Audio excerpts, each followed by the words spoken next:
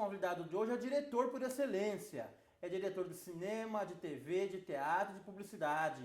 Luiz Vilaça. Muito Luiz, bem. obrigado, viu, por ter aceitado o convite do Pretexto. Imagina, tamo aí. Luiz, uma frase do Milor Fernandes. Diz assim, ó. Se ganha dinheiro, o cinema é uma indústria. Se perde, é uma arte. Como é que você faz para manter esse equilíbrio entre indústria e arte no cinema?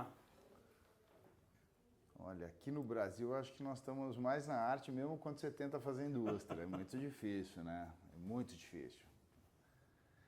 Eu te diria até que aqui acho que o dinheiro não é a razão do cinema, né? Tanto que você vê que, com raras exceções, as pessoas que fazem o cinema no Brasil têm alguma coisa paralela, né? Tem alguma alternativa paralela ou o dia a dia da profissão em outras áreas. Então, por exemplo, você faz o filme, mas você faz uma série, ou dirige uma peça, o outro dá aula, o outro, né? Então, porque é muito difícil mesmo. E fora que, sim, no tempo, a gente demora muito tempo para conseguir filmar, né? Isso em geral. Tudo tem exceção. Tem gente que já está conseguindo aí filmar, acho que até mais de um filme por ano. Mas acho que assim, o padrão, o meu padrão pelo menos, foi esse, um pouquinho mais lento. Aí a gente faz um filme, eu faço um filme a cada, sei lá, 5 anos, 6 anos, então seria impossível viver disso daí.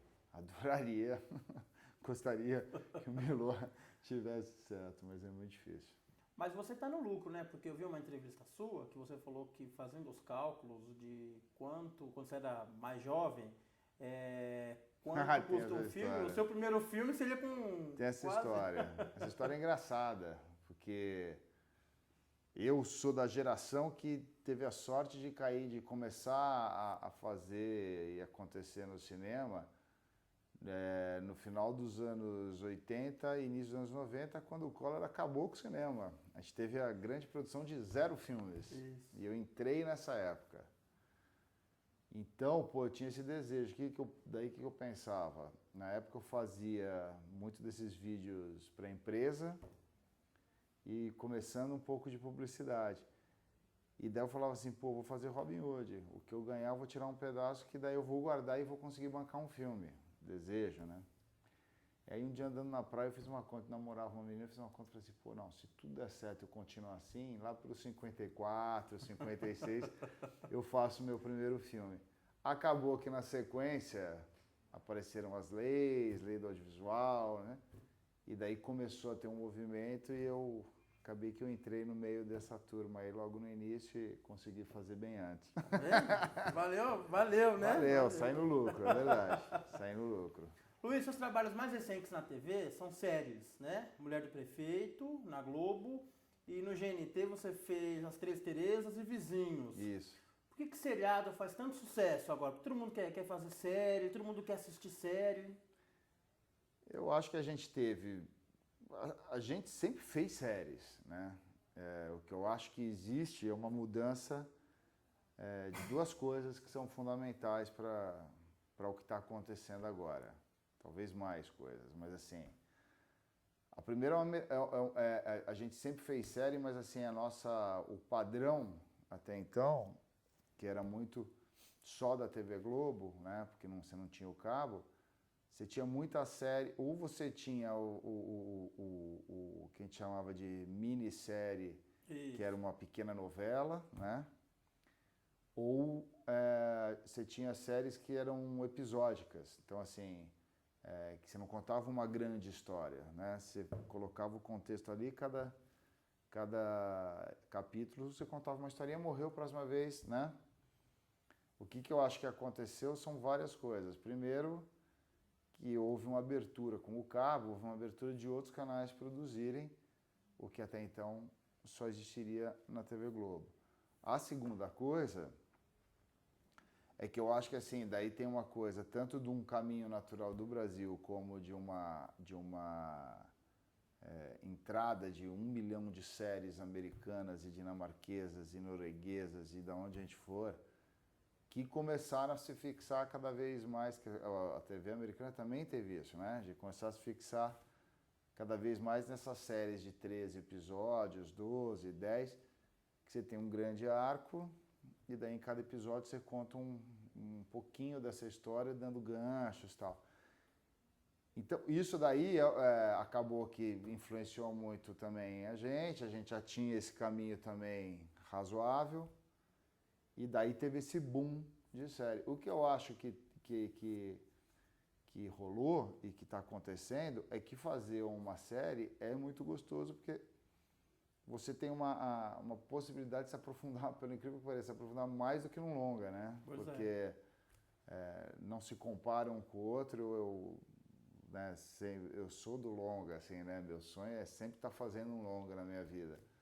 Mas você tem, são coisas diferentes, próximas, são primos.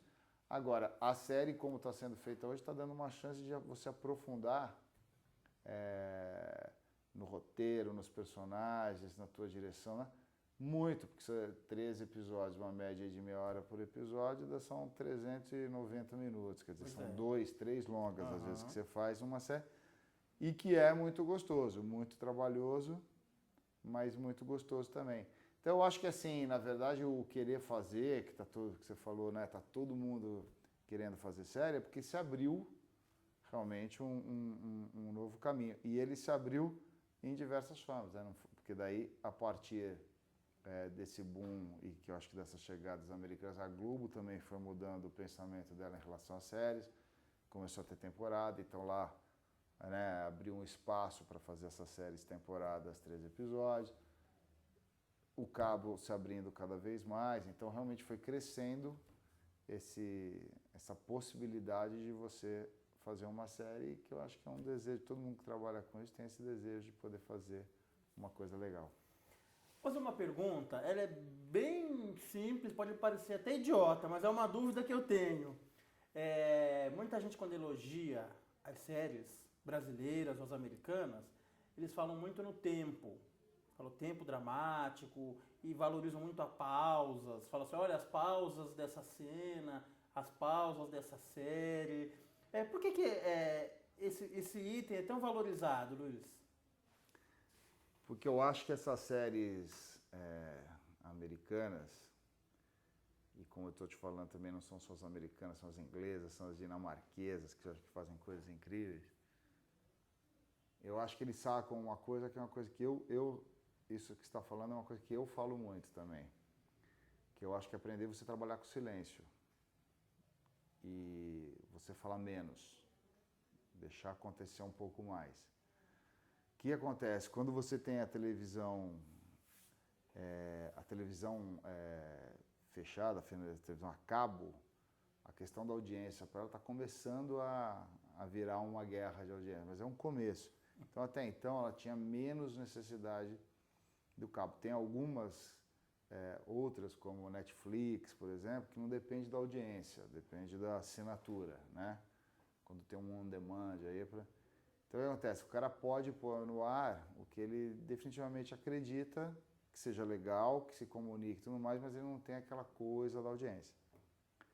O que eu acho que aconteceu? A gente, com isso, antes disso, a gente começou a ter um desespero pela audiência que fazia com que as coisas tivessem uma velocidade que daí não é nem de mim, mas assim, que eu acho engraçado que assim, os atores morrem de medo, porque muitas vezes um pensamento deles foi cortado, um tempo deles foi cortado e tal, que era para criar essa velocidade. Eu acho que já descobrimos que o ritmo você não faz cortando pausa, né? O ritmo de uma cena se faz de acordo com a necessidade do ritmo daquela cena. Se for para ter pausa, que tenha, se for para não ter pausa, que não tenha. E isso que dá o ritmo da tua série, ou do teu filme e tudo mais. Então, porque no momento se confundiu isso. Acelera aí. Tem que dar ritmo, acelera aí. O ritmo realmente não é você cortar todas as pausas e juntar tudo. Isso daí eu acho a destruição, não é o ritmo, né? Então, eu acho que assim, o que eu acho que é bacana é que eu acho que é um amadurecimento das pessoas de entenderem cada vez mais, não uma pausa, um tempo, mas assim, acho que as coisas acontecem, que assim, uma boa atuação eu estou falando uma coisa aqui para você, você está pensando, né? Sim. Está exercitando isso dentro da tua cabeça. Processando. Para me fazer uma pergunta. Eu não acabo de falar um negócio e falo, Luiz, já saindo com outra, porque assim não há tempo. E isso é o natural da vida e que eu acho que o cinema, a televisão, nada mais é do que uma imitação dela, né? Tentando, né, imitar ela da melhor forma possível. Então, eu acho que hoje você vê, principalmente, né, de fora, porque eu acho que a gente aqui ainda tem uma questão de se relacionar com o público, do público ver que a gente não é... Eu acho que o brasileiro, ele adora se ver, né? Olha o que é uma novela, né? E ele adora ver as séries e tudo mais. Só que, assim, muitas vezes assimila-se muito mais uma coisa de fora sem perceber e que talvez a gente fazendo aqui não desse certo. Então, tem séries hoje, por exemplo, outro dia eu estava assistindo aquela, que eu nunca vou conseguir falar o nome, que é Olive qualquer coisa na HBO, Olive Nightred, sabe qual que é? Sei. É difícil o nome. Cara, aquela série tem um tempo, um ritmo. Talvez a gente, se eu oferecesse aqui, eu seria Excomungado. execrado, sai fora, você está louco, né? E que bonito que eles têm esse espaço para fazer isso. Mas eu acho que a gente está caminhando também para cada vez mais diversificar e ter várias coisas, né? Não só um nicho. Luiz, você foi responsável por um dos grandes sucessos na TV, o Retrato Falado. Eu vou te fazer uma pergunta agora, que eu acho que é a milésima vez que você ouviu, eu quero uma resposta sua. Por que o Retrato Falado acabou, Luiz Vilaça? Era muito bom. Olha, o Retrato Falado a gente fez, se eu não tiver errado de conta, a gente fez uns 200, ou quase lá. Eu lembro que eu tinha uma conta com o Toureiro. Ah, falta tanta. Mas o que acontece é o seguinte, assim, a gente fez o Retrato durante 8 anos. Nos primeiros anos do Retrato, a gente fazia 44, porque a gente não tinha folga, era todo domingo, o ano inteiro. Aí depois passou, acho que para 20, daí foi diminuindo e tal. Eu acho que ele acabou porque, assim, chega um momento que você tem que acabar mesmo, você tem que buscar outros voos e tudo mais. A gente não deixou de buscar enquanto a gente fez o Retrato, porque a gente fez muita coisa paralela ao Retrato. Mas tinha uma coisa que assumo para você, começou a me incomodar, que a gente, querendo ou não, já sabia como aquilo funcionava. Então parecia que você tinha que falar assim, isso é um problema? Não é, mas artisticamente é. Você pode falar assim, puta, eu já sabia como é que punha a câmera, acho que o Toureiro já sabia como escrevia, o Maurício já sabia como é que a gente fazia escaleta. Perdeu eu já o sabia desafio. Perdeu o desafio, apesar de a gente ter se desafiado muito no final e ter mudado o tipo de história. A gente começou com histórias muito mais engraçadas, acabamos com dramas, assim, que as pessoas riam, que eu não entendia por quê, porque era um drama que a gente punha lá, mas que era muito legal. Obviamente que eu tenho uma paixão pelo Retrato Falado, é minha doce namorada, né? Mas eu acho que tinha que acabar. Não minto para você que hoje em dia eu pego e falo assim, pô, hoje talvez eu gostasse de fazer um retrato, uma sequência de retratos novamente, entendeu? Que eu saberia buscar de novo, seria uma busca nova, né? Um reencontro com o seu antigo amor. Mas eu acho que naquele momento foi importante. Não foi fácil. Imagino. Todo mundo sofria, puta, vamos parar. E a gente ameaçou muitos anos a gente ameaçava, bom, então agora é o último. Não, daí a gente voltava, não, vamos fazer mais uns, né? Até que chegou um momento que acabou, mas eu acho que foi bom. Naquele momento foi bom. Hoje talvez eu ficasse feliz de fazer um pouquinho. Tomara que essa entrevista seja assistida ali na Central Globo. Essa pergunta foi encomendada, Luiz. Ele falou assim, ó, pede para ele falar, conta a história toda. Você é casado com a Denise Fraga. Uhum. Diz que é uma história muito bacana, como vocês se conheceram. Essa é a pergunta. Como vocês se conheceram? Mas quem que pediu pro seu contar? É um amigo seu. Não, eu e a Denise a gente se conheceu para fazer um curta-metragem. Que eu ia fazer e eu convidei ela. Eu não sei qual parte da história que ele queria. Eu também não sei. Não, mas a gente se conheceu assim. Eu ia fazer um curta. Convidei ela para fazer, ela estava toda empipinada lá de... Na época ela fazia uma novela que chamava Éramos Seis, e ainda no fazia... SBT. E ainda fazia teatro, então estava super difícil. Mas na época a gente conseguiu encaixar o dia que ela tinha de folga para fazer. E daí filmamos e ficamos. Eu acho que você omitiu demais, viu? Omitiu Eu não demais. sei qual Quem parte. sabe um retrato falado no futuro? Conte Eu não a sei história qual toda. parte. Eu também não sei. Só pediram para contar que é uma história divertida.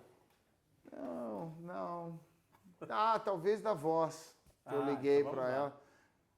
É isso se alguém te contou isso, é bem chegado mesmo. Mas, assim, não, porque quando eu liguei para ela para convidar, atendeu a secretária eletrônica dela, talvez seja isso. E eu falei, eu falava lá, eu lembro que ela falava agora não vai dar para atender, e o jeito que ela falava, eu falei, dancei. E eu me apaixonei pela voz da secretária eletrônica. Então é isso. E daí deu certo. Pô, a gente 21 tem- anos depois 21 estamos anos aqui. depois, a voz ainda ressoa no seu coração. Luiz, a gente teve agora uma polêmica recente sobre biografias, né? Alguns artistas se manifestando. E você filmou a biografia do Roberto Carlos, mas do Roberto Carlos Ramos, né? O contador de histórias. Isso. É engraçado porque eu vi você falando que você estava lendo com seus filhos, aí conheceu ele, né? A primeira vez que eu tive contato com o Roberto Carlos Ramos foi numa entrevista que ele deu para o Jô, que ficou bem famosa.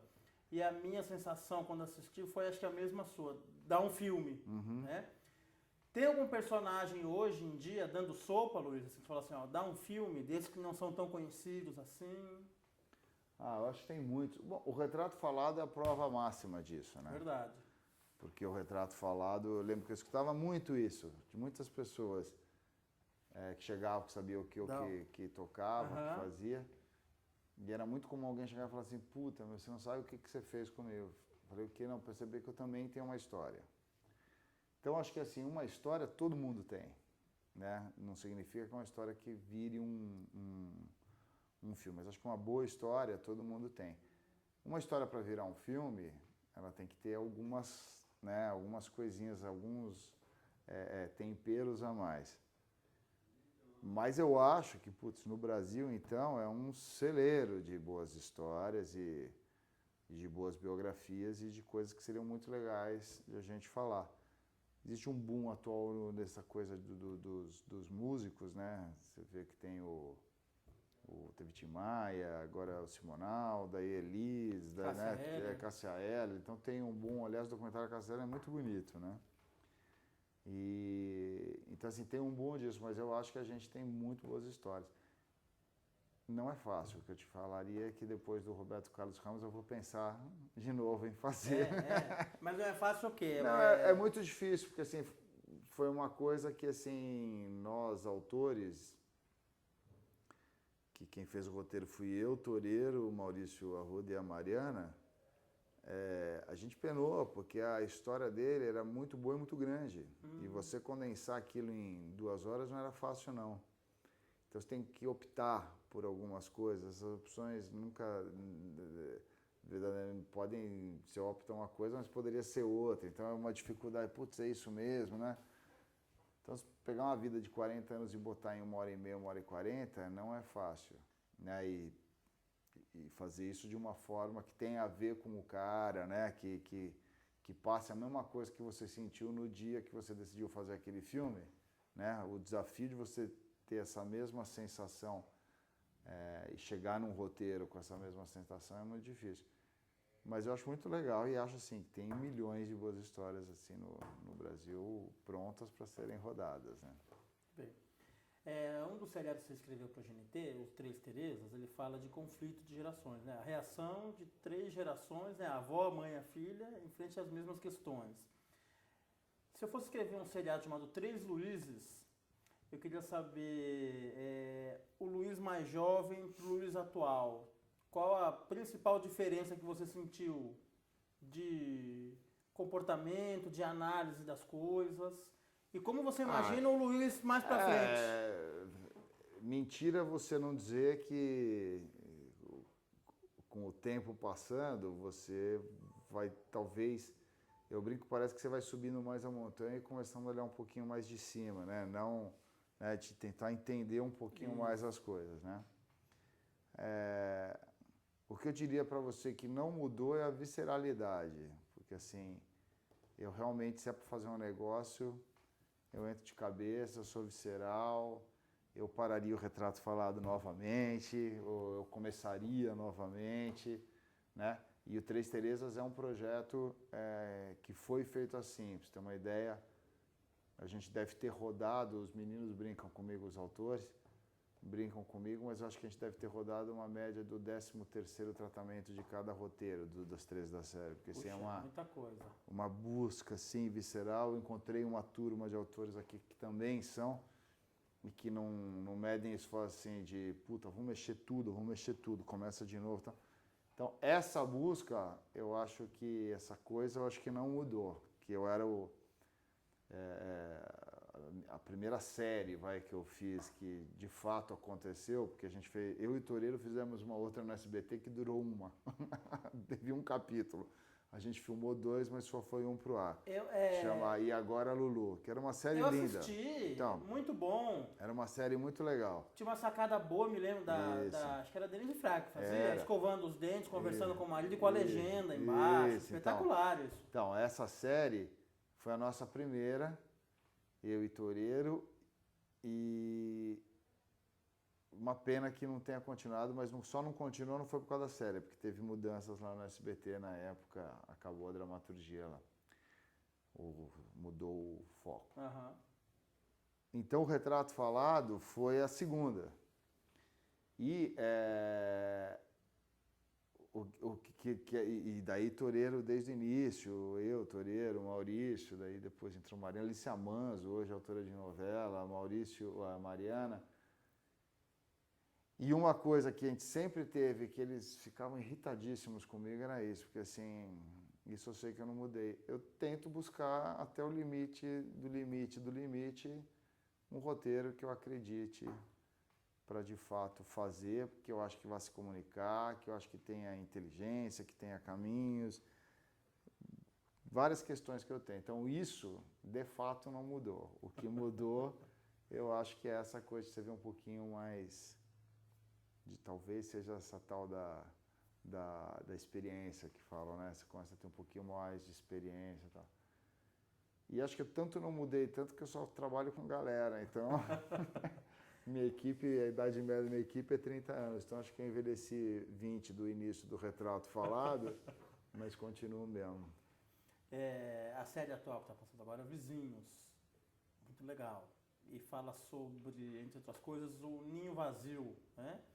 O casal que fica sem os filhos, porque eles cresceram, e tem os vizinhos, são os jovens que estão nessa idade do filho. De sair de casa, né?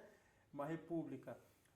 Isso já foi preparando o terreno para sua vida? Você tem 2 filhos adolescentes, né? Já foi pensando nisso? Não, isso daí foi uma coisa que, na verdade, essa série, a primeira vontade que eu tive de fazer era fazer uma coisa que falasse dessa geração dos 20 anos, 18, 20 anos, por um encantamento mesmo, por vontade de falar deles, achar que é legal, que são questões que estão aí, que a gente tem que discutir, e que eu acho que a série aborda de uma forma muito legal. Nessa série, eu falo que assim, o que tem de tema, né, é brincadeira, porque a gente falou de aborto, sexo, homossexualismo, prostituição, drogas, amizade, amor. Então, assim, muita coisa, o que eu vou ser quando crescer, estudo no estudo, teve muita coisa que foi falada na série através desses 5 moleques e que eram questões, é uma geração que me interessa muito e que eu quero continuar falando. Eu realmente sou apaixonado por essa série. E daí que acontece, num determinado momento, ainda pensando o que seria, eu falei assim, pô, mas seria legal fazer o contraponto disso. E eu pensei que mais do que o ninho vazio, quando você atinge, tá chegando aí nos 50 anos, isso não é autobiográfico, porque o pensamento dessa série é mais antigo do que ela é hoje. Você tem uma coisa meio parecida, porque O cara com 20 anos quer saber o que vai ser. O cara de 50 com o ninho vazio e grande parte da população já está pensando também o que vai ser daqui para frente. Então tem várias questões de uma geração e de outra que se confundem. E, obviamente, que o ninho vazio era um grande tema para ligar as duas gerações, porque você tinha o casal com as mesmas questões da galera, diferentes, né, em cada idade um pouquinho diferente, mas questões próximas, e ao mesmo tempo a coisa do ninho vazio, essa sensação de ausência para eles e os meninos que saíram de casa e agora tem uma república, a ausência dos pais. Então, meio que criava a liga e daí a GNT, essa série originalmente ela começou a ser desenvolvida para a TV Globo. Chegou no momento que daí a gente parou, né, desistimos de chegar nela. E quando a GNT, eu fiz o Três Terezas, e que o Três Terezas foi um caso de sucesso, assim, no Cabo, uma série também que eu sou super orgulhoso dela. Muito boa, muito boa. Sou super orgulhoso dela. E daí eu falei para a GNT, pô, vamos fazer uma outra? Temos Três Terezas uma temporada, a segunda temporada, estamos desenvolvendo a terceira temporada, mas vamos fazer uma... E ofereci, eu falei, tem uma série que eu comecei a desenvolver para a Globo, que por outras questões a gente parou. Vocês não querem desenvolver? E como tinha sido desenvolvido da Globo, pôde passar para a GNT, não teve problema. E daí a GNT topou, achou legal, mas daí assim, eu peguei tudo que eu tinha feito, foi lixo, assim, a gente saiu do zero, com essa ideia básica, a gente saiu do zero. E, putz, eu sou super encantado com a série, eu acho muito bonito, assim, como ela gera discussão entre as pessoas e muito feliz com o resultado. Legal. Luiz, quem te conhece, quem trabalhou com você, sabe que você tem uma sigla, uma assinatura que é o PFM. O que é isso, Luiz Vilaça? PFM é o famoso pode fazer melhor. Uma vez lendo o roteiro de um filme que chama 4 Casamentos e um Funeral, isso faz tempo, eu vi que o autor do roteiro, ele falava que você sempre tinha que dar o seu roteiro para alguém que você confiasse muito ler. No caso dele, era a mulher dele. Então, que ele dava o roteiro para ela ler e no dia seguinte, quando ele pegava o roteiro, estava escrito um monte de PFM, pode fazer melhor. E que ele ficava irritadíssimo. E eu gostei bastante dessa ideia. Não, e eu sempre fui muito questionador. Como eu estava te falando, a gente fez 13 versões de Três Terezas, o contador de histórias que você citou. Nem lembro o número de versões. Agora acabei de filmar o meu próximo longa que estreia em abril do ano que vem, que chama De Onde Eu Te Vejo, também zilhões, porque eu acho que assim o roteiro é a base. Ou você sai de uma criação bem feita, ou vai ser muito difícil você correr atrás se você não tiver um roteiro forte. E na época que eu li esse livro, estávamos no auge do início, assim, da empolgação do Retrato Falado. E eu contei para a turma, e chegavam os roteiros, que a gente tinha uma divisão mais ou menos assim no Retrato Falado. Eu dava uma geral nas histórias que chegavam, escolhia, aí a gente fazia uma reunião que a gente decidia, sei lá, as 3 próximas quais iam ser, discutíamos a escaleta de cada um e daí dividia para cada autor ir fazendo, trocava pelos autores e ia passando por todo mundo. E todo mundo passava por mim também. E eu brincava de pôr lá os PFM. Pode fazer melhor. Porque com o tempo, foram muito tempo, né? Cada vez mais eu conhecia os autores e suas malandragens, preguiças, jeitinhos, tudo mais. Então, quando eu sacava, eu ia de propósito, falando lá, PFM, que pode mesmo, porque ali era um grupo que todo mundo era muito bom. Sem dúvida. Então, me irritava muito se eu via assim que tinha um jeitinho, que eu falava assim, filha da puta, esse cara pode fazer melhor, e vai fazer. Então, e o Toureiro, meu querido amado e amigo Zé Roberto Toureiro, ficava irritadíssimo. Adora, PFM ele adora. Ele ficava irritadíssimo com o PFM, eu sabia que ele mudava até a voz no telefone quando ele via o negócio, me ligava assim meio puto. Mas era uma galera muito talentosa e isso daí, assim, eu acho que é uma coisa que, voltando ao que mudou, isso é uma coisa que não mudou. Eu acho que, assim, a gente tem que sempre, nessa nossa profissão, se a gente deixar de tentar fazer o melhor, desiste e vai para casa. Então, assim, Se tem uma coisa que eu busco é no roteiro, se tentar fazer melhor, dentro da loucura que é uma gravação e nas condições que a gente tem, que muitas vezes são as melhores, mas do que tem, tentar fazer o melhor. Edição, enquanto há tempo, vamos mexer, vamos ajeitar, tudo para que você tenha o melhor, que você tenha uma... Eu acho que o que é legal é que a gente tem uma obra que se relaciona, né, que se comunica com o público, que dialoga, e isso não é fácil, então por isso a gente tem que trabalhar muito para chegar nela. Bem. Próxima, Luiz, você vai escolher, tá? Vou te dar 3 títulos, você escolhe uma, tá bom? Tá. A pergunta por trás do pano, pergunta sem pensar ou pergunta de onde eu te vejo? Por trás do pano, sem pensar ou de onde eu te vejo? Pô, são 3 amores, né? De onde eu te vejo é a mais recente. Olha, são só os títulos, tá? Não Tá. tem a ver exatamente, para quem não percebeu, os 3 títulos têm a ver com obras suas, né? De Isso. teatro e de cinema, né? Isso.